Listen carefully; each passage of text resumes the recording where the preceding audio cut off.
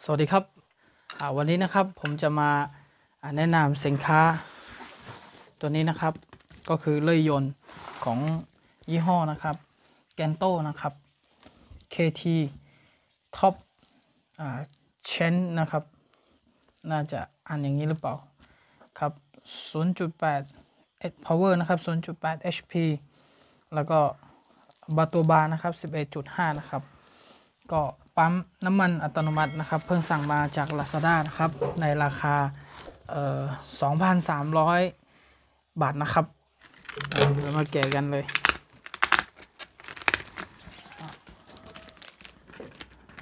นี่นะครับทางร้านก็เขียนมาว่าใบรับประกันสินค้านะครับกับรุ่นนายถ่ายวิดีโอระหว่างการแกะสินค้าเพื่อประโยชน์ในกรณีขอเปลี่ยนสินค้านะครับก็เป็นสิ่งที่ดีนะครับ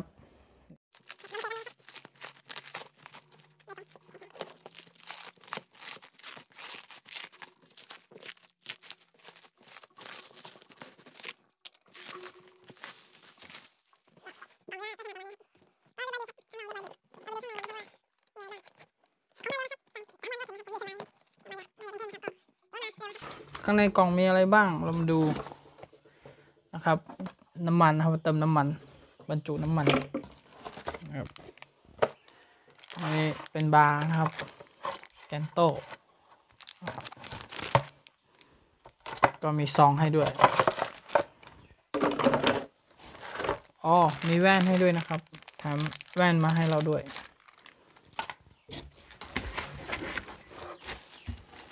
ก็มี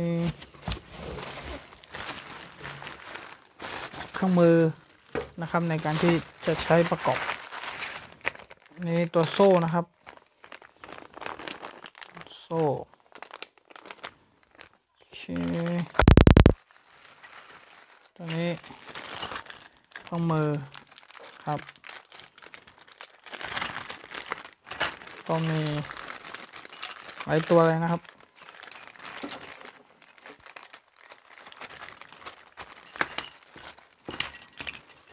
ไขควง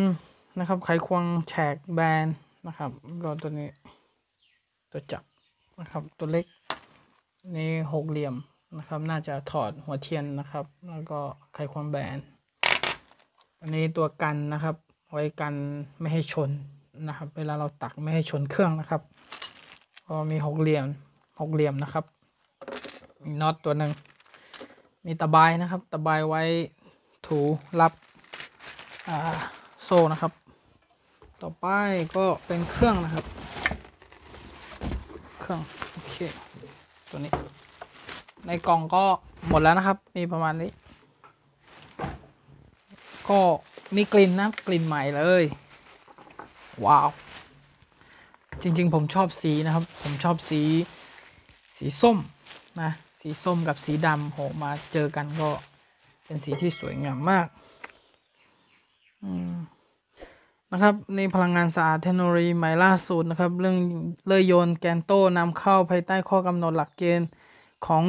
ทางกระทรวงและกรมป่าไม้อย่างถูกต้องนะครับสามารถเลือกเติมน้ำมันได้น้ำมันแก๊สโซฮอล์91น้ำมันแก๊สโซฮอล์95น้ำมันเบนซิน91น้ำมันเบนซิน95นะครับแล้วก็ต้องผสมน้ำมันเบนซินกับน้ำมันออโต้ลูปนะครับในอัตรา25:1นะครับต้องผสมกับ2ทีด้วยนะครับเพราะว่าเป็นเครื่อง2จังหวะนะครับก็เลยยนต์ก็จะประมาณนี้นะครับก็ถือว่าโอ้สวยนะครับนี่ครับทางนี้สีส้มโอเคยังไม่เคยใช้เลยนะครับแล้วก็ยังไม่เคยประกอบด้วยเราก็ไปประกอบไปพร้อมๆกันนะครับว่ามีอะไรบ้างก็ตัวบอดี้นะครับก็สวยนะครับมีอันนี้ใส่น้ำมันนะครับใส่น้ำมันแล้วก็อันนี้ใส่น้ำมันเครื่องเก่านะครับเพื่อที่จะไปหล่อเลี้ยงโซ่นะครับเวลาเราตัดก็จะได้หล่อลื่นอยู่ตลอดเวลานะครับส่วนนี้ก็คือตัวสตาร์ทนะครับสตาร์ทมือแล้วก็มีสวิตช์ไฟเปิดปิดนะครับก็อันนี้เปิดนะครับเลข1เปิดเลข0ก็คือปิดนะครับแล้วก็มีอะไรตัวนี้ตัวโชคนะครับเวลาสตาร์ทเช้าก็ต้องดึงนะครับเพื่อที่จะอุ่นเครื่องอะไรเงี้ยก็สตาร์ทได้นะครับตัวนี้ตัวเร่งอยู่ตรงนี้ นะครับโอเคเรามาประกอบกันเลยนะครับว่าประกอบยังไงก็สวยดีนะครับบอดี้กับราคาตรงนี้ผมว่าก็โอเคนะโอเคเรามาประกอบกันเลยนะครับใช้ตัวหกเหลี่ยมขันก่อนนะครับขันออก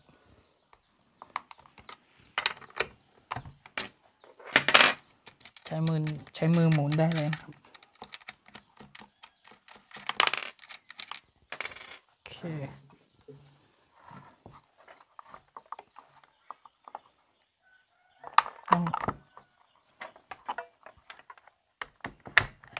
อเคต้องล็อกไว้ก่อนนะครับเวลาออกถึงจะง่ายนะครับก็ออกมาจะเป็นอย่างนี้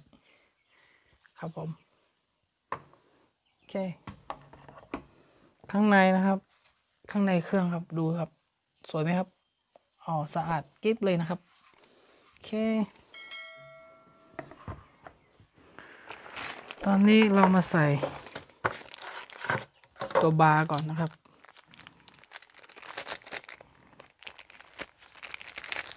ตัวนี้ดูเป็นของแท้นะครับไม่ใช่ของก๊อปนะครับของแจนโตของแท้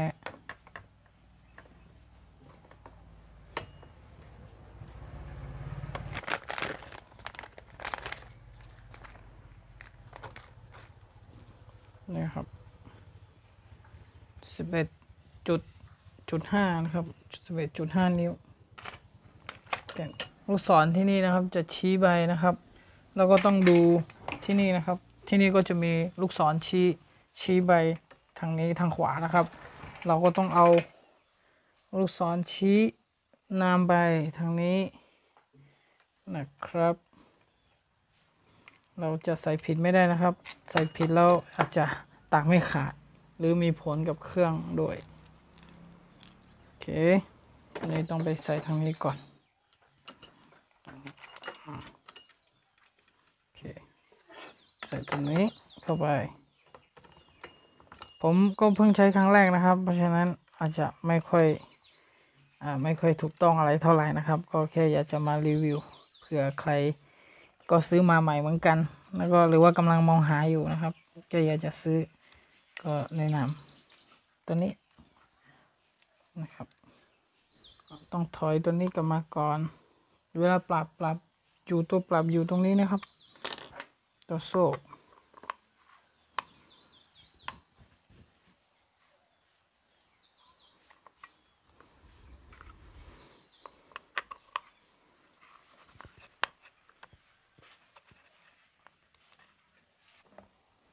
น่าจะได้แล้ว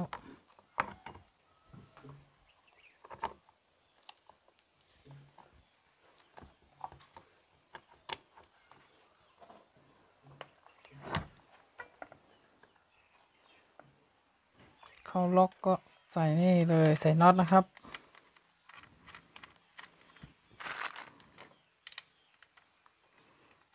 2 ตัว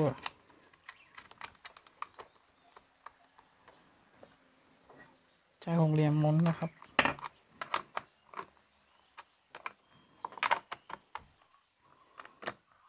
โอเคส่วนโซ่นะครับก็มาดูว่าตึงมากเกินไปไหมหย่อนไปไหมก็คิดว่าน่าจะโอเคนะครับก็ลองหมุนดูก็ได้ประมาณนี้โอเคเดี๋ยวเรามาใส่ตัวกันตัวนี้นะครับ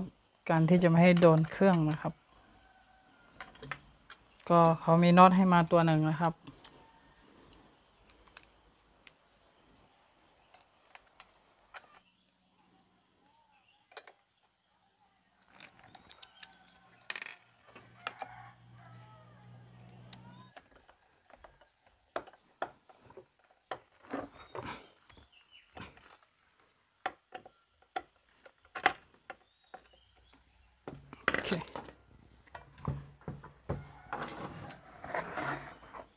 โอเค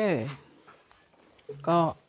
เป็นว่าประกอบเรียบร้อยนะครับประกอบเสร็จแล้วก็ได้ประมาณนี้นะครับแต่ว่าตอนนี้ยังไม่มีน้ำมันนะครับ เดี๋ยวไปซื้อน้ำมันมาใส่แล้วก็มาลองกัน ว่าจะเป็นยังไงนะครับ ฟังเสียงดูนะครับ แล้วก็มาลองตักดูนะครับโอเคครับตอนนี้ก็เราได้ทำการใส่น้ำมันเรียบร้อยแล้วนะครับ ก็คือใส่น้ำมันนะครับตรงนี้นะครับ แล้วก็น้ำมันเครื่องตรงนี้ครับก็ต้องผสมตามที่แกลลอนที่เขามาให้นะครับ ใส่น้ำมันเท่านี้นะครับ แล้วก็เติม2 ทีไปอีกนิดนึงนะครับอีก1 ขีดนะครับก็นี่ครับ2 ทีนะครับก็น้ำมันนะครับแล้วก็น้ำมันเครื่องนะครับเขาบอกให้ใช้น้ำมันเครื่องเก่าก็ได้แต่ผมใช้น้ำมันเครื่องที่มันสะอาดเลยนะครับก็เหลือใช้จากการใส่รถเครื่องอะไรเงี้ยก็มาใส่เพื่อที่จะไปหล่อเลี้ยงโซ่นะครับจะได้หล่อเลี้ยงดีนะครับโอเคครับเรามาลองเทคดูนะครับว่าเป็นยังไงเวลาสตาร์ทนะครับก็สตาร์ทเปิดสวิตช์ก่อนครับหลังจากนั้นครับก็ดึงได้เลย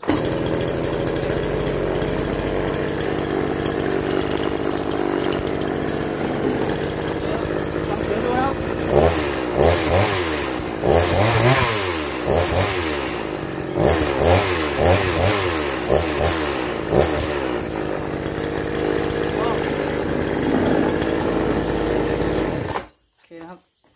เวลาเราไม่เร่งนะครับโซ่มันก็ไม่หมุนอยู่แล้วนะครับก็เวลาเราเร่งโซ่ถึงจะหมุนนะครับก็ไม่ได้อันตรายนะครับก็ถือว่าดีครับเสียงก็แน่นมากเลยนะครับตอนนี้ผมยังไม่ได้ลองตักดูนะครับเดี๋ยวจะไปสวนปาล์มนะครับแล้วก็จะลองตักให้ทุกคนดูว่ามันเป็นยังไงนะครับเราก็ไปดูกันเลยวันนี้ก็แดดร้อนนิดนึงครับโอเคเดี๋ยวเจอกันครับ